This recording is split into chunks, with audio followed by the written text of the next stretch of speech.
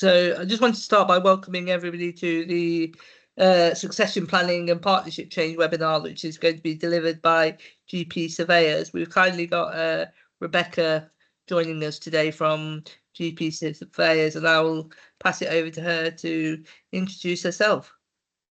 Yeah, hi, I'm Rebecca, one of the directors here at GP Surveyors. So yeah, the plan really is to go through kind of succession planning and different types of that. So I'll have natural breaks through where you can ask questions, and we'll try and tailor make it because there's not tons of you. So if you've got questions or you want to tailor made it and ask anything, I can do that going through. That's not a problem. So just as an introduction to GP Surveyors, we are a primary care surveyor. We've been around for over 25 years now. We work nationwide. We started off doing notional rents way back when, and then have branched out into other areas. My sole job here at GP Surveyors is pretty much advising GPs, practice managers, and landlords how they can plan for the future with their properties. So that's been my sole job here now for about 6 years.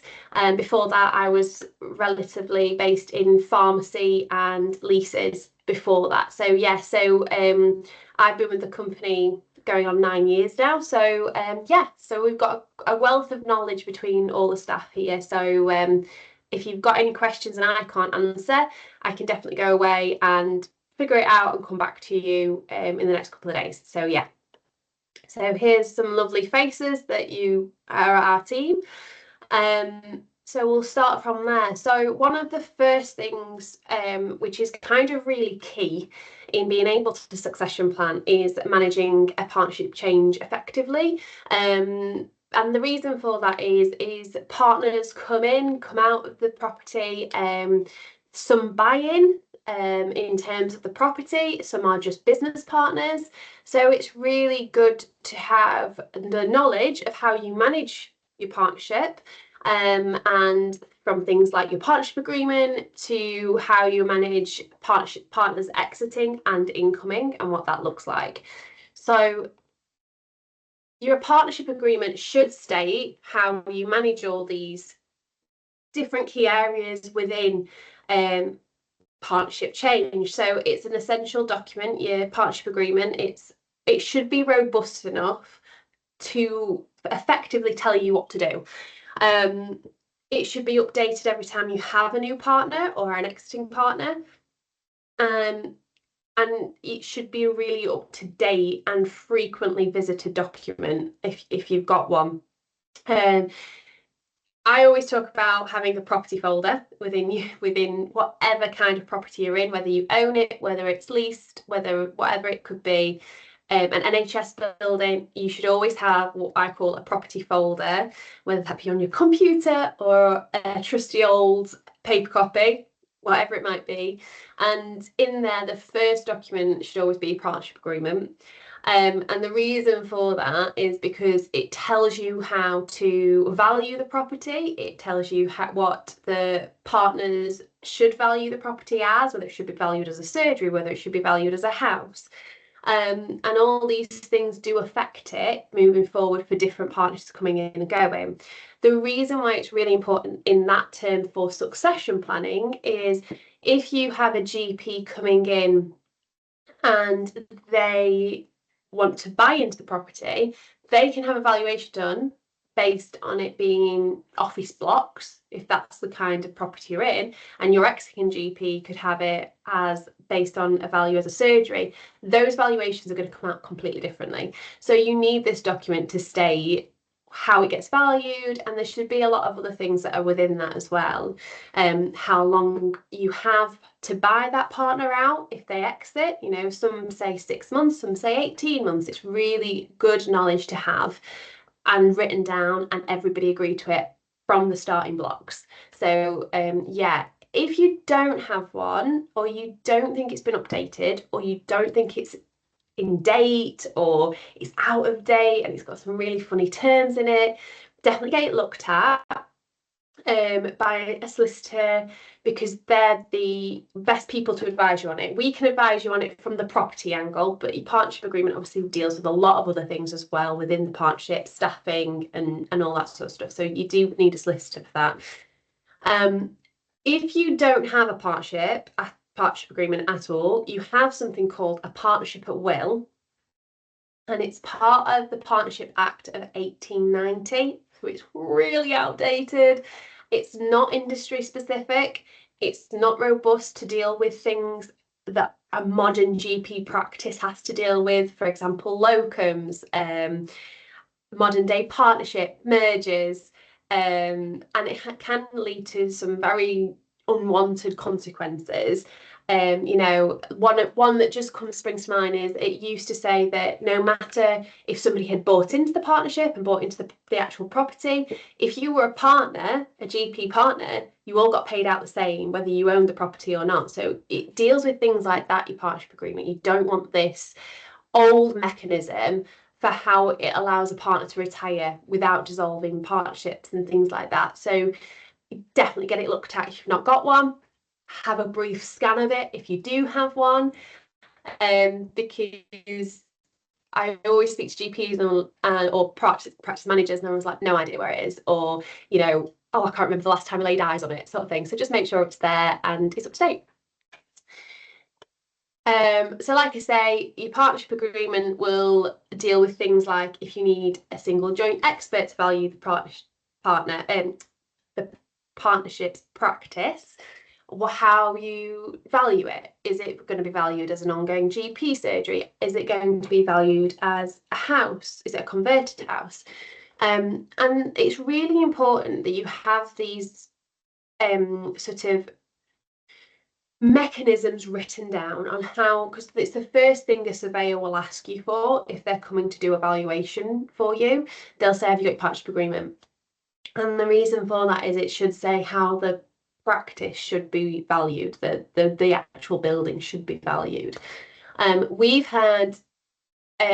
been appointed as a third party expert in numerous cases for valuations, where one surveyor's valued as a house, one surveyor's valued it as a GP premises, and the difference is about 300% sometimes. You know, there's masses of money that's different, and you know, we come in and go, well, where's your partnership agreement? And that's the key problem, that there isn't one. So you have to then take a view on it, and the third party expert will take a view on it and then move forward from there. And unfortunately, whatever they come out with, it's the end of discussion. So yeah, and the problem is with not having one, it gets really costly. So if you don't have a partnership agreement and then you have conflicting valuations and things like that, you then have to appoint a third party expert. They are more costly. You know, I've seen cases where it's gone to court, gets even more costly. So it's really good that you spend the initial time now making sure it's correct to avoid costs in the future. I think that's the best way to put it. So market valuations, like I say, they are really important. They're what allow you to become an incoming partner, an exiting partner. It allows you to see how you're going to move forward. So we're doing about over 100 a year now in terms of for GP practices. So we go out, you know, and create these reports. I would think, you know, we're in the hundreds, you know, in terms of how many we do. So we're definitely over 100 a year. And we do them for all different bases, but the main one that we find is for an exiting GP partner, and you know, they're wanting to leave or they have already left, and there's time constraints on that, as we all know, that we have a certain time to buy them out or look at how we dispose of the property but still run a practice. So we are constantly looking at this, constantly deciding whether to assume if it's a medical centre, to assume whether the medical use is extinguished. And the reason why we're making these assumptions sometimes is because there's no partnership agreement. So then also makes that valuation, although the valuation is correct on the assumptions that we're making, well, those assumptions shouldn't have to be made because there should be a partnership agreement that states exactly what it should be valued at. So it avoids the dispute side of it. It avoids any kind of discussion as to what we're going to do and what assumptions we'll make within the report. So yeah, so just bear it in mind. So if we're looking at the current partnership landscape, we have an aging workforce, dare I say it. In terms of partnerships, I think, you know, younger GPs, and this is very generalization, so don't shoot me, but younger GPs don't want to buy into practice. They are quite happy to become partners in the business, but they don't want to buy into the property side of things. And that's due to a number of reasons, sort of still in debt from university, just bought their first house, just starting their families, a lot of things. I always use the thing of, if my husband came home and I wasn't in the industry I'm in and said, look, love, they've asked me to buy into the property and I'm going to have a mortgage of, you know, 250,000 on top of the mortgage we have at home, without the understanding and the knowledge that, you know, notional rent pays for it and things like that, I would be like, no, you're not.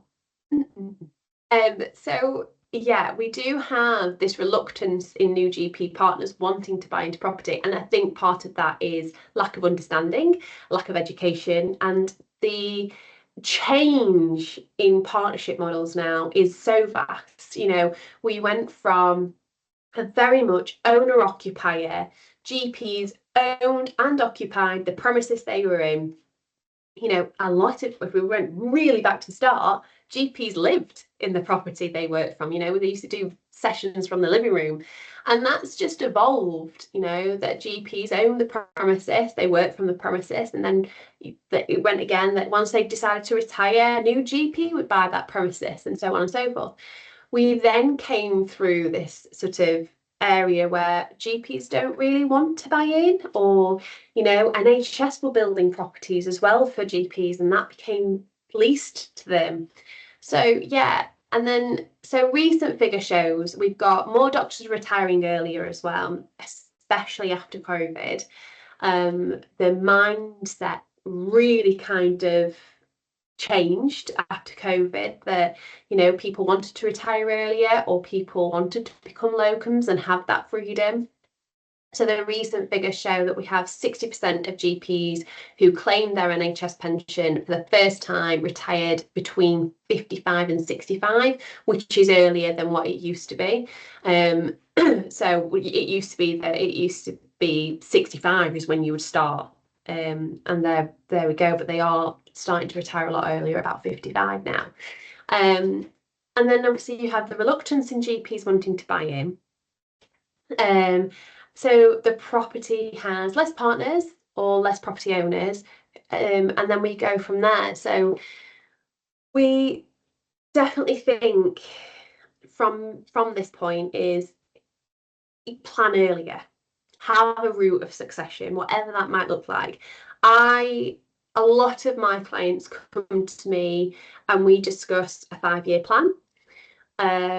We talk about it amongst all partners, and the best thing and best advice is I can give anybody is be really open and honest within your partnerships. So I'm not saying that, you know, you have to be so open that, like, well, I want this. It's just got to be, you know, I'm probably looking to retire. It doesn't have to be set in stone, but I'm probably wanting to be retired at 55, you know, and that's 6 years away. Or I'm really looking to, you know, move on from being a GP, or I'm wanting to cut down my sessions, or, you know, actually I want my money out because I want to fund my kids' university. All those types of conversations are really good to have earlier on, because if we don't have them early on, what you find is there's a real rush, then real problematic rush to how you plan for the succession. The hardest thing to do is come to retirement come to trying to dispose of the property when you're under a time restraint. Now, there are time restraints that you can't plan for, illness, you know, all those sorts of things that are quite depressing, like death and things like that. The ones that we can plan for are retirements. You know, you don't have to retire on the date you're going to retire, but you know, if we know that it's coming up, we can look at it. And succession planning does take time. It's not oh, I'm retired, bump, I'm sold. Like, it doesn't happen like that. It takes a long time to go through the motions effectively. So yeah, so definitely start the planning earlier and be really open and honest with your partnership. You know, and I think the other thing is the partnership can't take offence to what you're planning. Because if you plan earlier enough, everybody's a winner in my eyes. So yeah, so that's one thing to discuss. So succession planning and property. So we have different routes to go down. The first route is obviously GPs who leave get bought out by GPs who are coming in, or existing GPs. And that's called our owner-occupier model. That is our what used to be our normal day model. That has become quite dated. I would say, you know, whereas the landscape used to be, you know, 80% of all GP properties were owner-occupier, that's been really cut down. I would say that we are now in a position where 50% of GPs are owner-occupier across the nation, maybe even less now.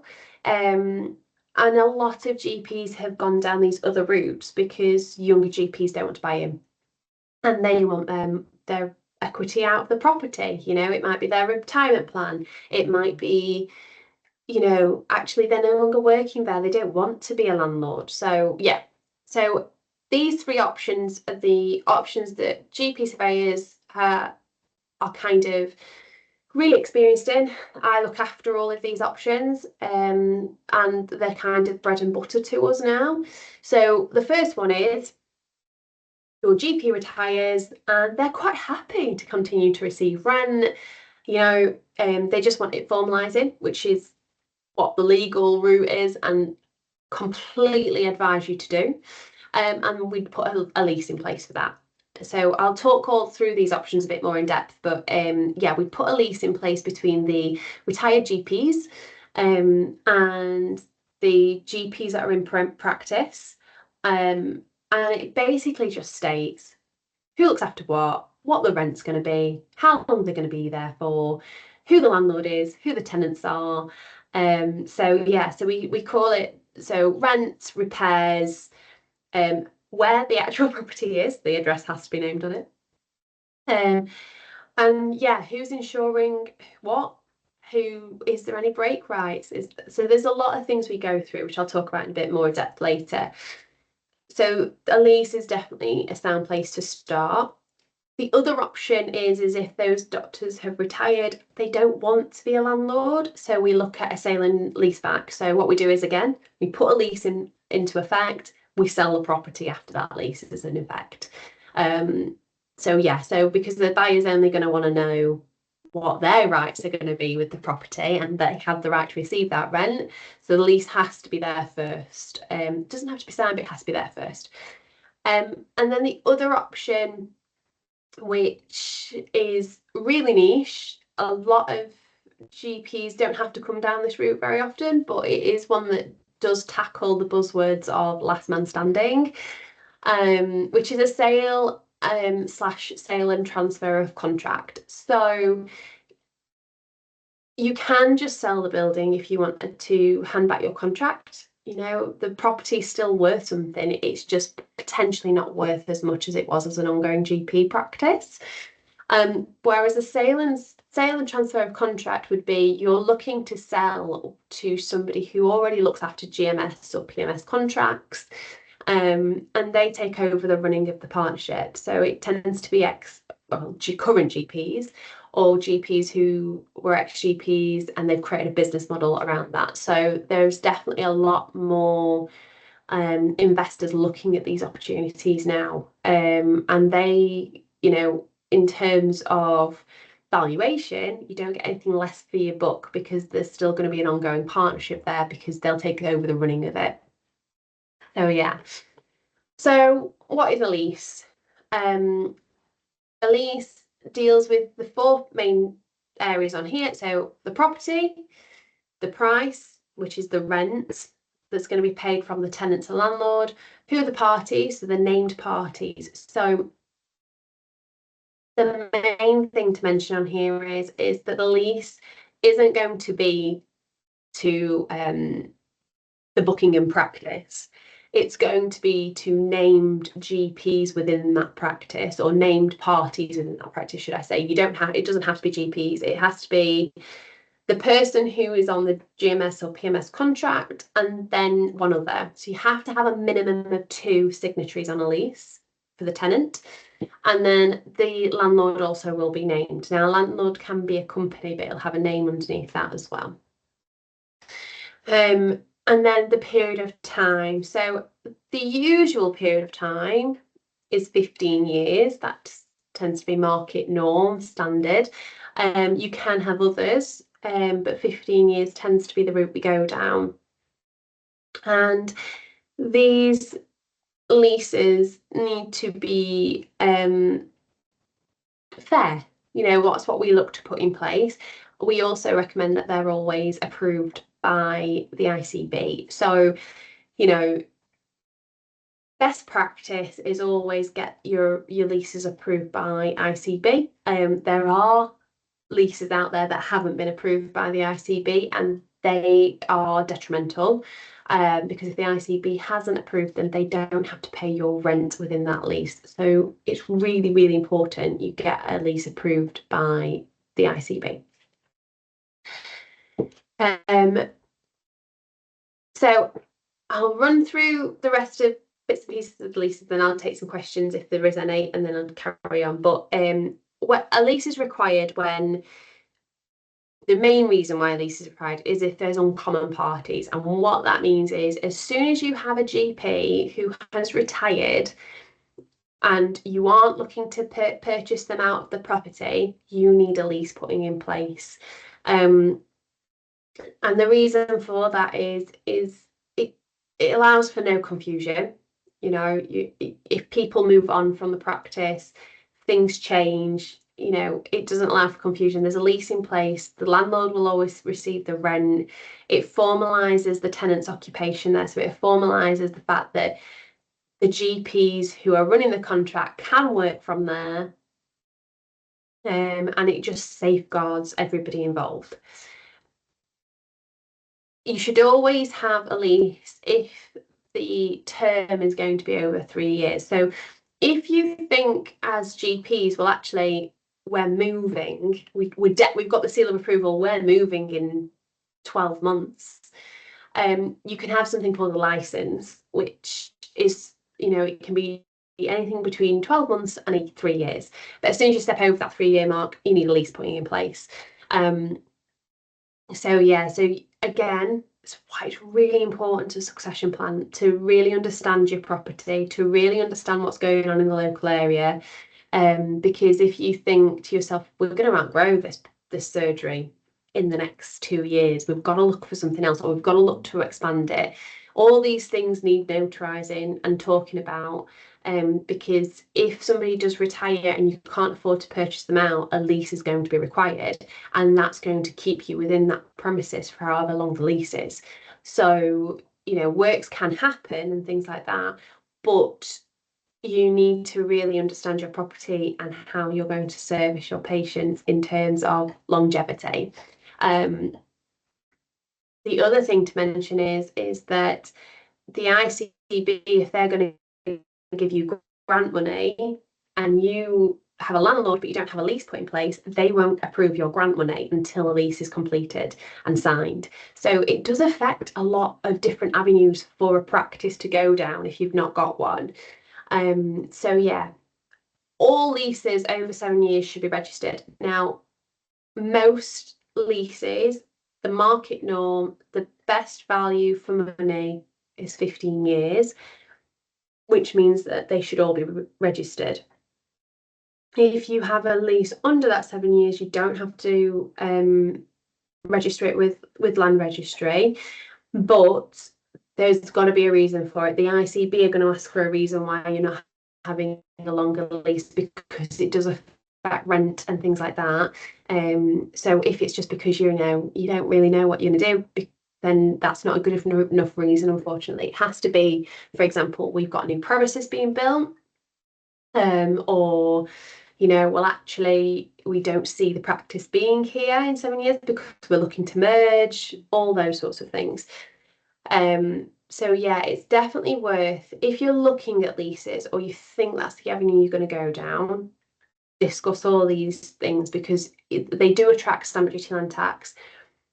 Now, sometimes that can be paid by the ICB. If not, it normally falls to the tenant to pay. So yeah, you need to speak to an accountant about your taxing obligations as well within this. So that's something to definitely think about. There are leases they really set out what you're meant to look after. So it's definitely worth you knowing what your rights, responsibilities and obligations are within a lease, because they're going to set it out in black and white and you're going to have to adhere to it. So there are a couple of repairing obligations within a lease that are really common. There are others, but I'll only talk about these two today. One is tenant's internal repairing lease. So that means you look after everything from the plaster in, as tenants. So you'll look after the general wear and tear of the internals of the property, and you look after that, the business's cost. You don't get to retain any rent to look after that. You just have to do it. And that technically, tenants internal repair in lease is technically how owner occupier should work. And what I mean by that is if you are currently freehold and you have no leases in place and all your owners of the property still work in the property, technically the notional rent should be passed to those GPs. Those GPs should look after the external, the repairing obligations of the external, the insuring obligations of the property, and the structure of the property. The internals should be looked after by business accounts. And if we were going to be really black and white, that's how it should work. I haven't ever been to a practice that's been that black and white before, because normally there's like blurred lines, GPs who own the property and work within the property are quite happy to do some repairs, that sort of thing. So, but a tenant's internal repairing lease does normally follow that avenue. So yeah, so it's definitely worth noting that. One of the really frequent questions I get asked about repairing obligations is, who looks after the boiler? Because if that goes pop, everybody knows about it. Who looks after windows and doors? So they're kind of up for negotiation. What we normally say about boiler is the tenants look after the servicing obligations and have to prove that they've had it serviced every year. What if that service flags up any repairs? Those of the landlord to deal with. Windows and doors is a funny one, can fall on either. So we tend to say, the glass is classed as internal and the actual structure of the glass is the structure of the property. Same for doors. But it's up for negotiation when you're putting your leases together. So, they tend to be sticking points for everybody. So you just have to reasonably think about it. Sometimes I've had problems with doors and windows, and what's happened is the owners have said they'll replace any of the windows at the start of the lease, but as long as the tenants take ownership of them to look after going forward. And there's different ways to look at it, but they tend to be the main sticking points on any lease. Boiler's the main one, but yeah, windows and doors can also come into effect. The other type of lease is something called a full repairing and insuring lease, which means the tenants, the practice, look after the whole property, structure, external, internal, and the insuring of the premises as well. To do this, and because you're doing this, you retain anything between 4 to 8% of the rent. Now, why there's like a range is because it depends on the age of the property, depends on, you know, how good the property is in terms of their spec and all that sort of stuff. We normally say for older properties, the standard's about 7.5%. For, you know, those mid-range properties, anything built from the 90s going forward tends to be, you know, that 5% bracket. But it's all negotiable. Again, the ICB have to approve it, but that tends to be where we lie for looking after it all. I personally don't think that's an awful lot of money. I mean, you can all go through what you get in terms of rent for your property and go, oh, well, 5% is only this chunk of money that we'll get all year to look after all these potentially big costs, you know, roof, boiler, windows, doors, electrics, all those really big costs that, you know, if something went wrong, they really go wrong. So yeah, I sometimes don't think it's the best avenue for a tenant. However, these types of leases can attract more interested investors because you can attract people who aren't in your local area to look after. You know, you can attract people if your properties, unless you could attract somebody from Cornwall looking to buy, because they don't actually have to look after the property, they just have the rent. Or you can, you know, I've got investors from abroad, all that sort of stuff. So it is sometimes worth looking at it if you are currently owner-occupier and looking at your succession planning. It's just another avenue.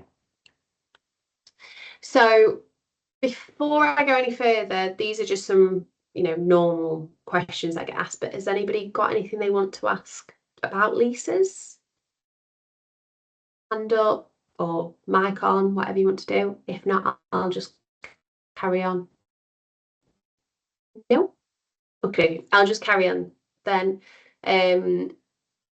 So quite a lot of questions we hear is how long will you stay in the building? So like I said before, the usual amount of time for a lease is about 15 years, and that's in line with sort of premises cost directions. It's in line with how your notional rent is currently calculated. So your notional rent currently is calculated on hypothetical lease terms. Those lease terms tend to be 15 years in length, tenants internal repairing, 3-yearly rent reviews. As a broad scheme, they tend to be the main things that we're looking at. So yeah, so you will be expected to be in that property for 15 years. So it's definitely worth talking to the ICB, talking amongst yourselves. Is your building fit for 15 years? Is it fit for purpose? Is it requiring investment? Can the landlord put some investment in before you sign that lease? All these types of questions do bob up. Is the building part of the NHS Future Estates Registry? That gets answered normally when you go to get your approvals by the ICB. If the ICB came back and said, we can't approve that lease for this length, we're going to approve it for this time, it normally comes out in the grand scheme of things that actually they're looking to move you or merge with you, or they don't think your property is actually fit for purpose going forward. So yes, it's definitely a good indicator when you get the ICB's approval for how long you can be in that property.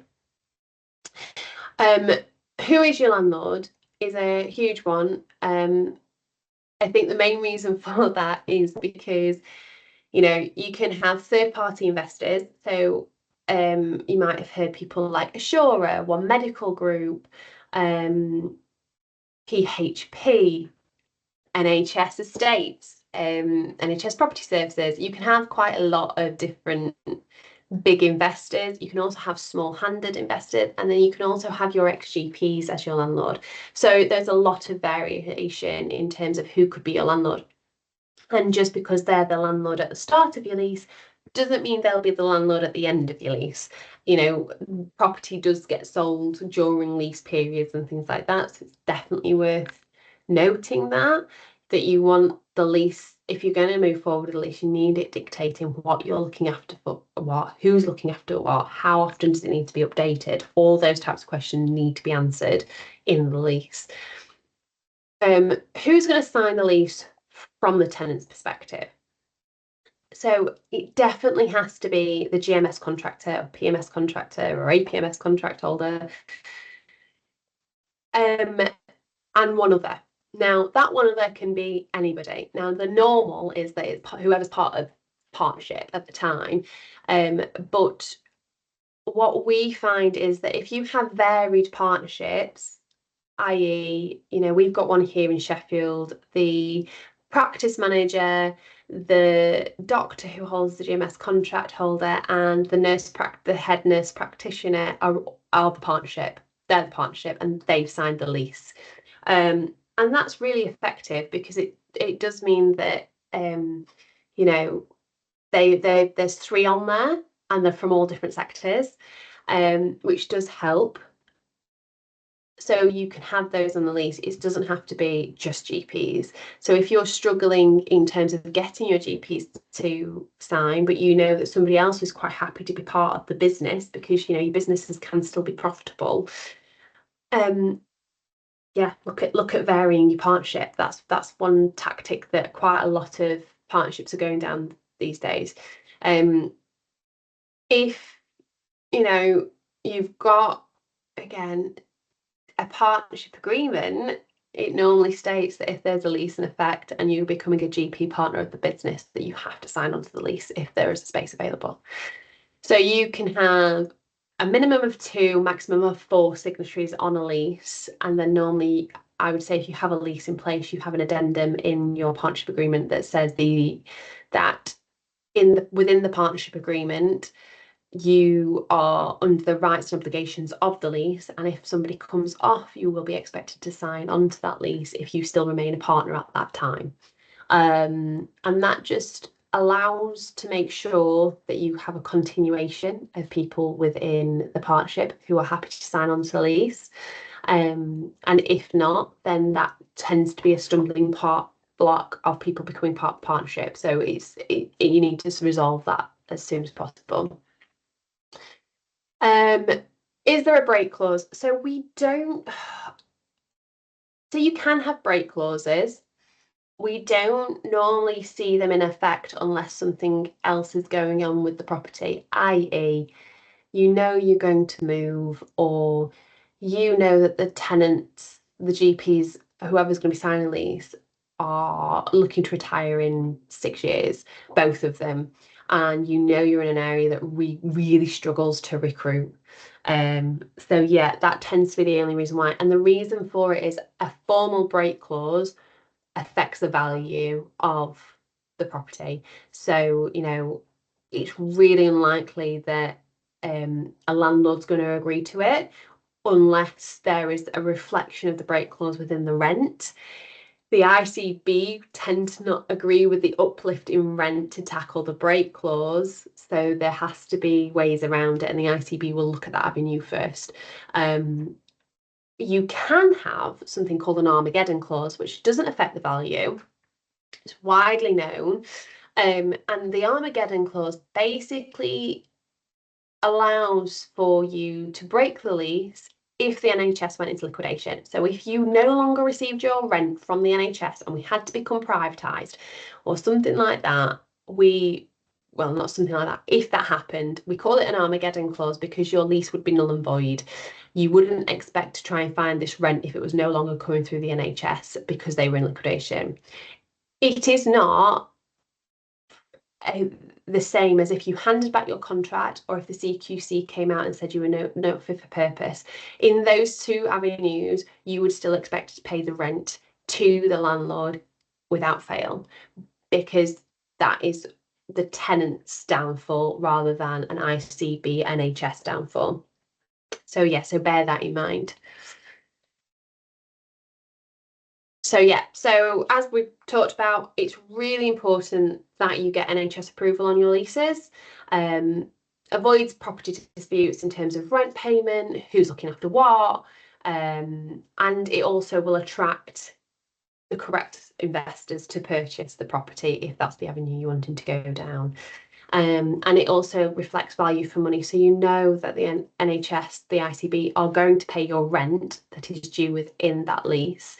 If you don't, we've seen, ICBs refuse to pay rent. We've seen ICBs refuse to pay rent review uplifts. And because you're not approved by the ICB, but you've signed that lease, you can start to see rents become adrift.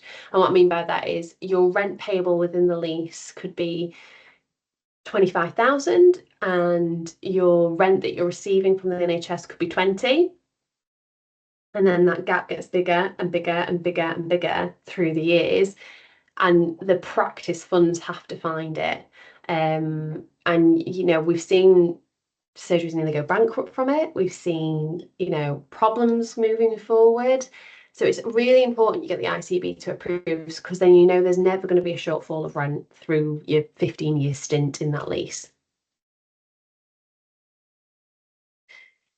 So some of the benefits: avoids cost of disputes. You know what you're looking after in terms of the property. You will always have the right to renew after that lease is finished. You know that it's your rental reimbursement secure for that amount of time. You can apply for NHS grants if you want to update the property. You just need landlord approval. And yeah, you know that your NHS contract is safe for that amount of time as well, because the lease has been approved for that amount of time. So they're just a few of the benefits for you.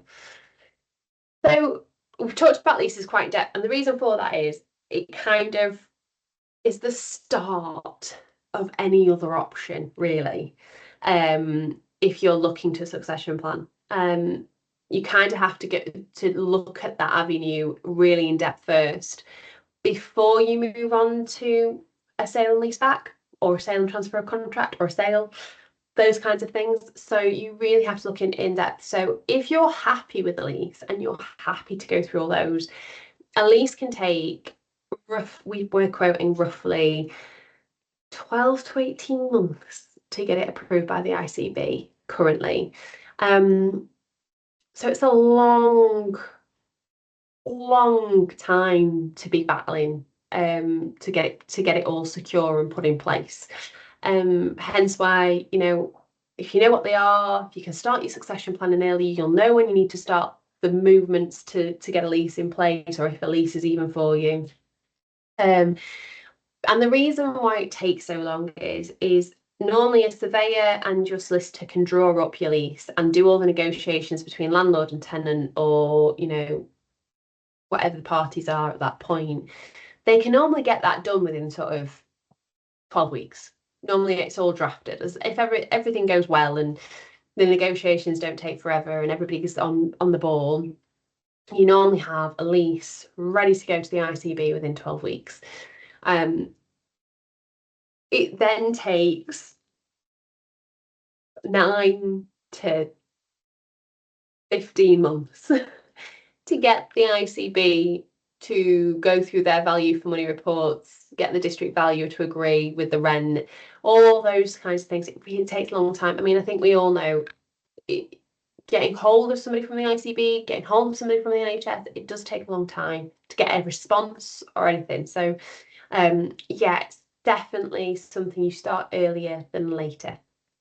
And then once your lease is approved, you can look at going to the market. Now, different people, different surveyors, different agents do it differently. Some people say you don't need a lease first. I say you do. I will not take a property to market until you've got an ICB approved lease. And the reason for that is if you go to the market without an approved lease or no lease, you then start negotiating with an unknown landlord or an unknown investor. The terms dictate the value. So you know, we can start chipping away at the value if the investor's not happy with certain things or they're making concessions on certain things.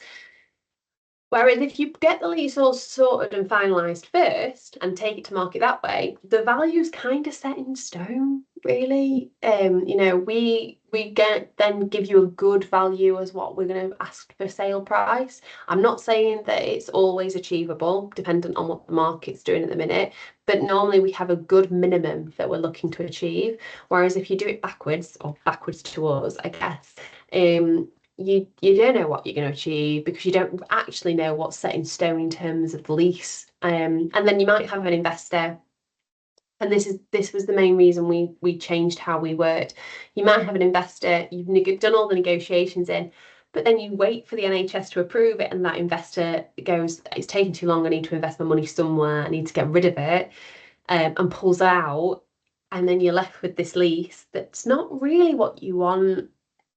But you've made the concession, it's already in the procedure with ICB. So yeah, we changed how we worked in that regard to suit the tenants, the GP practice, but also to make sure there's not an uncertainty element to it as much as possible. So why to consider a sale and leaseback?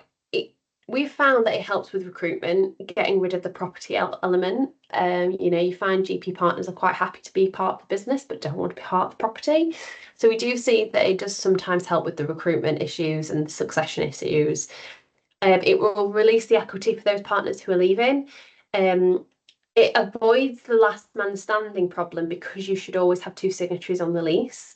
So again, you will never be left in the lurch, as a lot of people say, to have the practice and the property all to yourself and then see no way out. It avoids redevelopment of the site at the end of its useful life. So, you know, you don't lose your investment. You can see that actually you have a continued avenue of value, whether it is that you continue to receive the rent for a couple of years and then look to sell, or whether you sell at the start, you will retain the value because there is life spanning within the lease dictating what the rent is, how long that rent will be received for. So it does avoid losing any investment value. Sale and leaseback steps. So the first bit is getting an approved lease put in place by the ICB, and that takes the longest time. So once you've got that lease approved, it's good to go, ready to put on the market. It meets the NHS approval systems of value for money under the premises cost directions. Then we would look to put in get you sort of marketing ready. So we'll draw up a brochure for you. We'll do all the social media side for you. We will talk to our list of investors for you. And so GP Surveyors, as it stands, has roughly 370 investors who are looking to invest at any given time.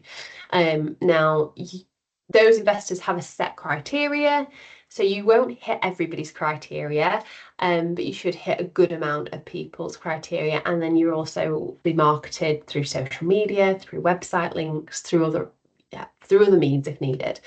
And then the doctors holding the GPS contract will sign the lease, usually on the date of completion of sale.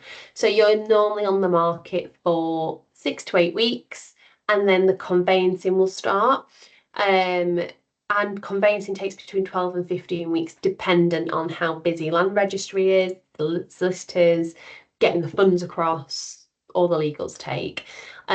So yeah, I mean, a sale and leaseback can take 18 months upwards. It can be really quick, dependent if your ICB are really quick with approvals, but we're at roughly about 18 months to 2 years at this moment in time for sale. So it's definitely a long haul succession planning at this moment in time. Sale and transfer. This is another option, another route, and this one doesn't require a lease. So if you have your succession planning meetings and not one of you is happy to sign a lease. Not one of you wants that responsibility. Well, and I want to say not one of you, not two of you want that. Sale and transfer, sorry, that's my phone. Sale and transfer of contract is definitely a route for you. Sale and transfer of contract means that you sell the property and pass over the GMS or PMS contract, whatever contract you hold, to the new owner. Now, that person tends to be a GP provider already holds GP contracts. So it tends to be GPs or third-party groups that have a number of GPs within their specialisations there.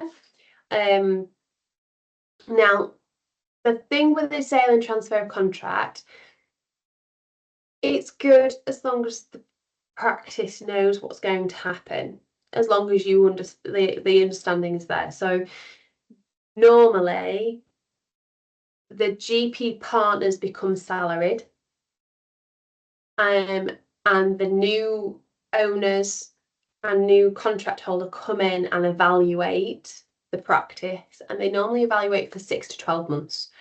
Now, no changes tend to be made except from the GP partners becoming salaried, unless that they find that the partnership is effectively working at a loss or a deficit, or could be working at a much higher turnover. Then they will look at staffing and things like that. So you need to be very mindful that if you do a sale and transfer contract, you're no longer in control of the property or the business. You all effectively become salaried, become employees. You know, different people who do this see different things. So GPs become salaried normally, or retire, or move on. Practice managers normally look at continuing as being a practice manager and feeding back into the higher powers that be, or, you know, again, move on. So these are all things you need to think about. This is why it normally only comes into effect when you have a last man standing issue. However, with that said, a lot of different partnerships are looking at this option now, and the reason being is it's a really quick option. You're not looking at 18 months to 2 years because you haven't got to get approvals for a lease for this.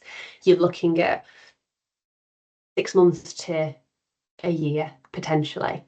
So yeah, it's definitely a much quicker option, and it's definitely more effective for those practices that aren't wanting to sign a lease. So, you know, there are people out there that are looking at this just because the partnership don't want to sign leases, and then they do fall into this, and lots of people are really happy within this model of getting your succession plan.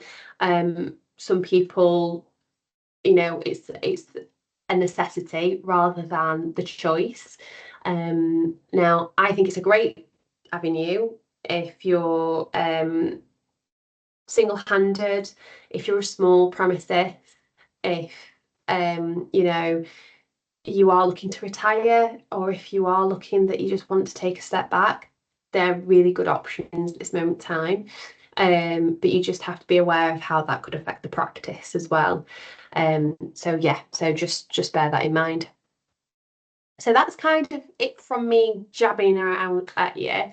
If you've got questions, I'm happy to kind of answer them now, or, you know, our details are there, and you can always book a consultation with myself or one of the many great guys at the company to discuss how you would look at succession planning. Thanks, Rebecca. There was a lot of information in there, so hopefully everybody's had the opportunity to digest it. Does anybody have any questions now? This is obviously just a small group, so the opportunity is there to ask Rebecca directly, but I also recognise that some people... Oh, Grant, come in, please. Hi, so just as an option, I mean, what do you think about the option of putting the premises into a limited company, which I know some practices have done? And then because obviously that will make it easier to transfer ownership as partnership changes. Yeah, I mean, a lot of people do it. I think it's a great option. There are different tax implications with it, and there are other constraints with it in terms of you still, so as a tenant, if you were going to be looking at succession plan from a lease side of things, you still have to be personally signed on to the lease. As a owner-occupier model, it does allow for transfer a lot easier, but there are different tax problems with it. So an accountant is definitely first port of call with it. But yeah, no, I don't have any problems with doing it. I know some people are very fussy in terms of how that looks from if you wanted to retire, how you then get, retire from that and the actual company side of things and all that sort of stuff. There's different routes.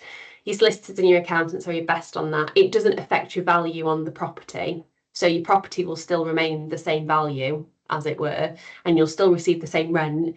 But yeah, the different tax implications you need to look at, because if you did for example a lease and you were owner occupier before and the same owners signed the lease as tenants, you are exempt from stamp duty, land tax, and you get certain exemptions. Whereas if you were a company doing that, you can't do that, so you would still have to pay stamp duty, land tax. So there's things like that you have to be very mindful of for future premises. Thanks, Grant. Is there anything you wanted to ask further on that one? Yeah, I mean it's because in my current practice, my last two practices before it, I mean the problem is forever having that churn of partners. Mm-hmm. And my view is that the building should always be an asset of the business, because I see that as being the best way of practicing.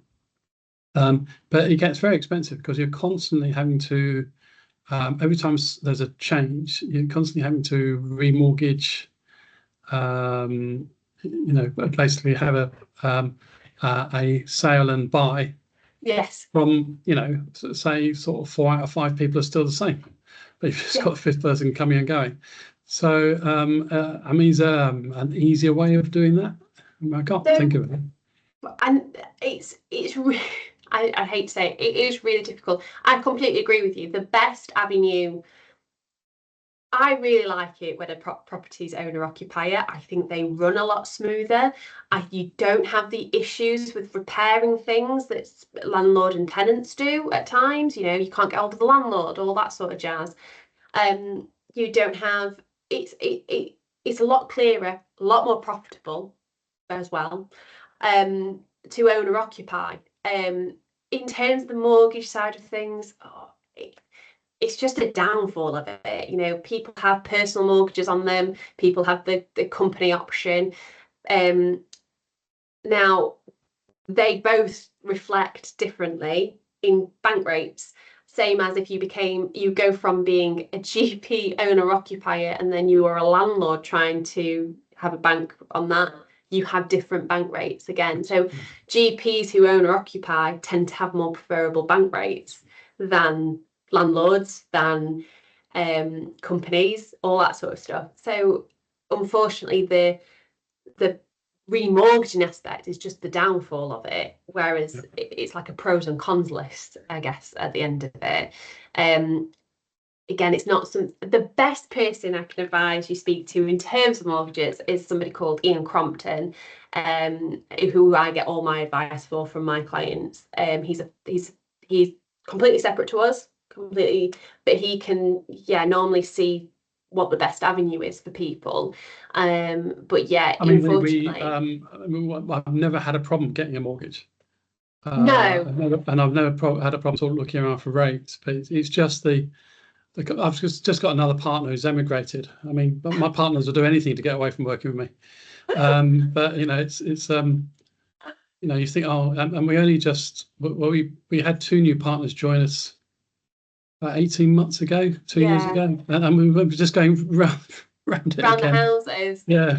And obviously 2 years ago, I mean, I'm not saying there'll be a massive difference, but there might be a difference in valuation as well, and difference in price. So then you're all getting new valuations done. Then you're also getting new mortgages done, and it just. I mean, there is an advantage, of course, that each time we do that, you do release the built up equity to the owners. So it's nice having little pots of money every couple of years, but every so often you get like a little influx. But yeah, I think. But it's still a bit of a pain to keep organising. But yeah, okay. No, you answered my question. Thank you very much. No worries. I'm afraid I've got to go to another corner. Okay. So thank you. Thank you, Rebecca. We haven't got any other hands at the moment, but I noticed obviously your contact details. It might be an opportunity. I'll circulate the presentation along with the recording today, and people might want to take it back within their kind of partnership to review it, and then they can come back to you directly. Is that okay? Absolutely. I've got a hand. Krishna? Sorry, Charlotte, I've got a bit of a sore throat. No, it's a pleasure. Please pop in a question in the chat. In terms of buying into practices, Rebecca, do you see this for both owner-occupied and leased properties, or is it just specific to one? So buying into practices isn't just owner-occupied properties.